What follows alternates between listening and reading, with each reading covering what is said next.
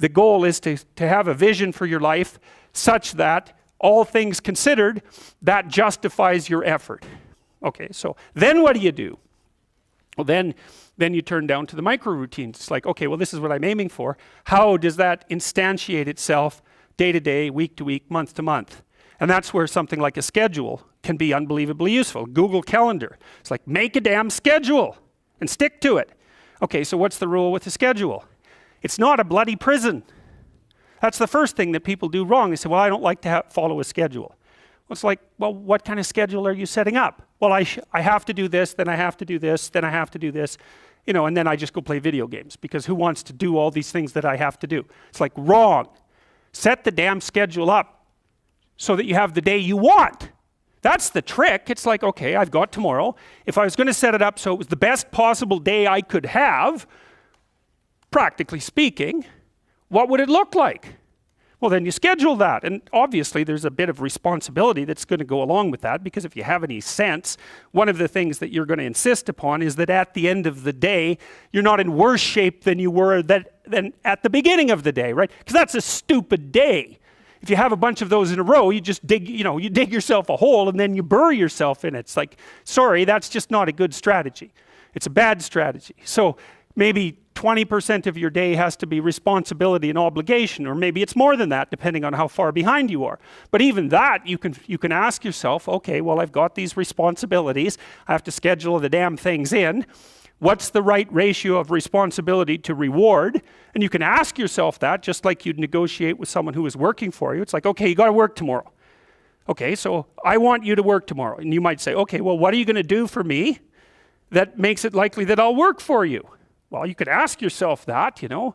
So maybe you do an hour of responsibility and then you play a video game for 15 minutes. I don't know, whatever turns your crank, man. But, you know, you have to negotiate with yourself and not tyrannize yourself. Like you're negotiating with someone that you care for, that you would like to be productive and have a good life. And that's how you make the schedule. It's like, and then you look at the day and you think, well, if I had that day, that'd be good. Great. You know, and you're useless and horrible, so you'll probably only hit it with about 70% accuracy, but that beats the hell out of 0, right? And if you hit it even with 50% accuracy, another rule is, well, aim for 51% the next week, or 50.5% for God's sake, or because you're going to hit that position where things start to loop back positively and spiral you upward. And so that's one way that you can work on your conscientiousness, is plan a life you'd like to have. And you do that partly by referring to social norms. That's more or less rescuing your father from the belly of the whale. But the other way you do that is by having a little conversation with yourself about, as if you don't really know who you are, because you know what you're like. You won't do what you're told. You won't do what you tell yourself to do. You must have noticed that. It's like you're a bad employee and a worse boss. And both of those work, you know, for you. You don't know what you want to do, and then when you tell yourself what to do, you don't do it anyways. You should fire yourself and find someone else to be. But you know, my point is that you have to understand that you're not your own servant, so to speak. You're someone that you have to negotiate with, and you're someone that you want to present the opportunity of having a good life to. And that's hard for people because they don't like themselves very much. So, you know, they're always like cracking the whip and then procrastinating, and cracking the whip and then procrastinating. And it's like, God, it's so boring, and it's such a pathetic way of spending your time. And you know what that's like, because you probably waste like 6 hours a day. And I think we did an economic calculation about that a while back, right? Your time's probably worth $50 an hour, something like that. I mean, you're not getting paid that now, but you're young. And so this is investment time. And what you do now is going to multiply its effects in the future. So let's say it's $50 an hour, which is perfectly reasonable. So if you waste 6 hours a day, and you are, then you're wasting about $2,000 a week, or about $100,000 a year. So like, go ahead, but that's what it's costing you every hour. And you need to know what your damn time is worth. So let's say it's not $50, it's 30, whatever. Maybe it's 100, it's somewhere in that range. One of the things you should be asking yourself is, when you spend an hour, was that, well, would have I paid someone $50 to have had that hour? And if the answer is no, it's like, well, maybe you should do something else with your time. And it depends on whether or not you think that your time's worthwhile. But the funny thing about not assuming that is, if you assume your time isn't worthwhile, what happens is you don't just sit around sort of randomly in a state of responsibilityless bliss. what you do is you suffer existentially. And so that seems like a stupid solution. So, okay, so anyways, as far as I can tell, that's how you can improve your conscientiousness. Outline a goal that you actually would like to hit. And even better, here's something else you can think about when you're negotiating in your life. You could say, if you're kind of pessimistic, you'd say, well, we have to negotiate an agreement. I'd like to walk away not miserable and resentful. Okay, let's call that a baseline. And that's how you're going to negotiate with your wife or your husband. That's a good thing to know. You want to negotiate so that you don't walk away miserable and resentful, because that makes you hostile, and then you'll work to hurt them. And I would say that's unless you want to hurt them, and then of course they'll happily return the favor. If you want to exist in a place where you're basically hitting each other in the head repeatedly for 30 years, you go right ahead. But I wouldn't say that that's a particularly good way of living. So you might say, well, the minimal precondition for a successful negotiation is that you don't walk away resentful and angry. And so that's also how you know when you have something to say to someone. Because the rule has to be, if you're going to walk away resentful and angry, you've got something to say. Doesn't mean you're right, by the way, but it does mean that you have something to say. But it's kind of a low bar, like if I wanted to live with you for 30 years, maybe we should say, how about we walk away from our mutual negotiations thrilled? Well, why not?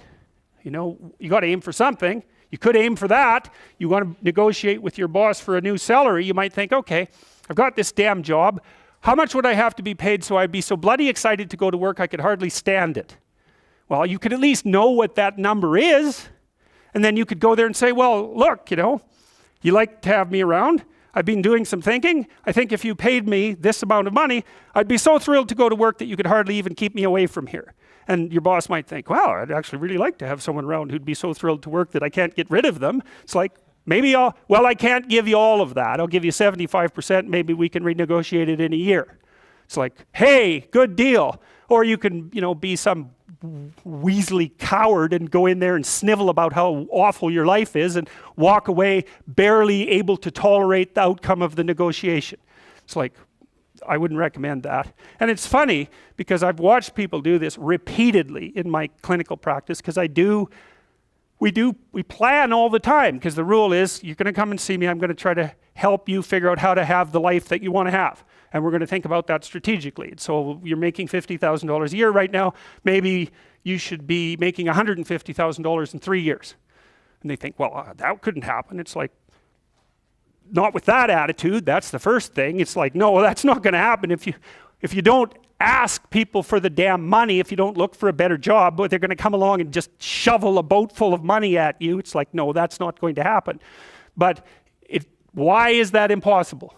You look at you people in here. It's like, what the hell is wrong with you? Nothing. So you can probably have what you want. If you could figure out what the hell it was, and then, you diligently pursued it. So, and then maybe you wouldn't whine about being alive. That'd be good, because people who whine about being alive are dangerous to themselves and other people. So you might think, I can have what I want, but you better well figure out what it is. And you can't just wait for the, have what you want fairy to show up at your doorstep and grant it, because obviously that's not going to happen. So okay, conscientiousness. Well, we talked about how you could improve that. Social networking. That's another big deal. It's one of the advantages that older people have over younger people. And so, for example, now that I'm in my 50s, roughly speaking, I know a bunch of other people who are, relatively well positioned in the dominance hierarchy, and they know all sorts of people. And so when I go to one of them and say, can you do X, or do you know X? They say no, but I know someone who can.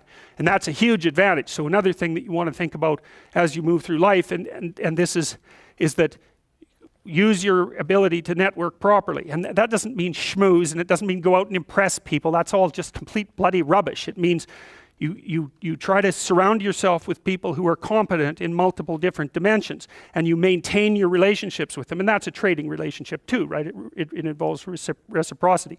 But it's a huge advantage. A social network is a huge advantage, and that's something extroverted people can be really good at, because they have that sort of social ability. And that goes along with the ability to sell. So another place that you can pick up power, and power for the good, for the right things, is to consciously develop and maintain your social networks. And that also means, well, let's talk about friendships for a minute. Here's how you know if someone's your friend. A, you can tell them bad news. And they'll listen. They won't tell you why, you're stupid and why that bad thing happened to you and how something worse happened to them once and, derail the whole conversation. You can actually tell them bad news and they'll listen. So that's a good thing. And then this is a weirder thing. You can tell them good news and they'll help you celebrate. And that's a really good way of deciding who you should have around you. Because if you have someone around you, something good happens to you and you're kind of afraid to even admit it because, God, something good happened to you. It's like, you let that be known and it'll certainly be taken away. So, you come out and you sort of tell someone half-heartedly that something good happened to you and they give you a whack and then talk about, the great thing that happened to them 3 years ago. Or worse, the great thing that happened to someone that they knew 3 years ago. It's like, go away from that person. They're not helpful to you.